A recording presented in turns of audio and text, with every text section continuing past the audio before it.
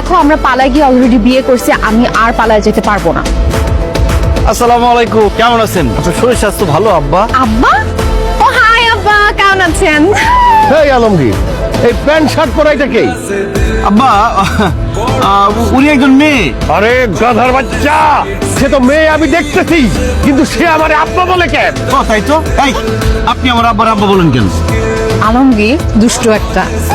আব্বা আমি তো আপনাকে আব্বাই বলবো, বিকজ আমি আপনার ছেলের বিয়ে করাবো। আপনি আমার শ্বশুর আব্বা না, এর জন্য আব্বা বলে ডাকছি। তুমি আমার ছেলের বউ? হায় হায় রে, সর্বনাশ হয়ে গেছে। আমার পোলা আমাকে না জানায় ঢাকার থেকে বিয়ে করে আসছে। এই আলমগীর, মা তাড়াতাড়ি আসো।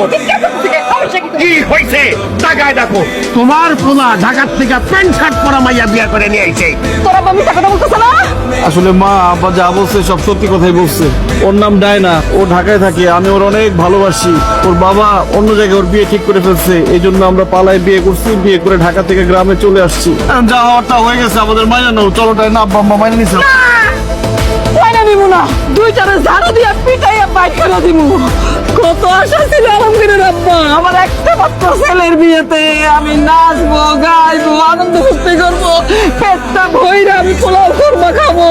এই আমার সমস্ত আশা তুই শেষ করে দিলি এভাবে। আমাদের একটা মাত্র পোলা, দেখতে শুনতে কত সুন্দর নায়কের মতো, তারে বিয়া দিয়া কত যৌতুক পাবো, হুন্ডা, জমি, টাকা, সোনা, গহনা, কত কিছু পাবো। তুই আমার সব আশাতে পানি ঢেলা দিলি। এই বাড়িতে তোর কোনো জায়গা নাই, বাইরে তোরা আমার বাড়ির থেকে। সত্যি আমরা চলে যাবো? অবশ্যই। তোমরা ভুল করলা, পরে আফসোস করবা। কি নিয়ে আফসোস করবা সেটা জানাই যাই। আমি ডায়নার এমনি এমনি বিয়ে করি নাই। ডায়নার বাবা বিরাট কোটিপতি, ঢাকা শহরের শিল্পপতি নাম্বার 1। ডায়নার বাবা বিয়ের সময় আমার 50 লাখ টাকা দিচ্ছে। আমার 50 লাখ দিচ্ছে, তোমার জন্য 20 লাখ টাকা পাঠাইছিল। আর 20 ভরি স্বর্ণ দিচ্ছে আম্মা তোমারে দেওয়ার জন্য। এখন যেহেতু তোমরা আমাদের মাইনা নিতেছো না, সেহেতু কি করার, আমরা এখন ঢাকা শহর চলে যাব। ঢাকায় গিয়ে ফ্ল্যাট কিনবো, নতুন বাবা মা বানাবো, তাদেরকে এই টাকাগুলো দিয়ে দিব। ঠিক আছে, গেলাম। আরে শোন, পলাই গিয়ে বিয়া করলেও বিয়া, আর অনুষ্ঠান করে বিয়া করলেও বিয়া। বিয়া তো বিয়াই। না না আব্বা, এটা তোমার মুখের কথা, মনের কথা না। এটা যদি তোমার মনের কথা হইতো, আমাদের এতক্ষণ বাইরে দাঁড় করে রাখতেন, অনেক আগে মাইনা নিতে।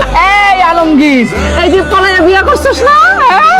মজা তো করতে পারি নাই, এর লেগে তো আমি এত রাফত একটু মজা করতেছি, বুঝছিস না? এই যে বৌমা, ওই শাশুড়ি আম্মা শাশুড়ি আম্মা কিন্তু হইব না, বুঝছো? আম্মা আম্মা কইবা। আর এই যে বাড়ি ঘর দেখতেছ, এগুলি কার? সব তোমার।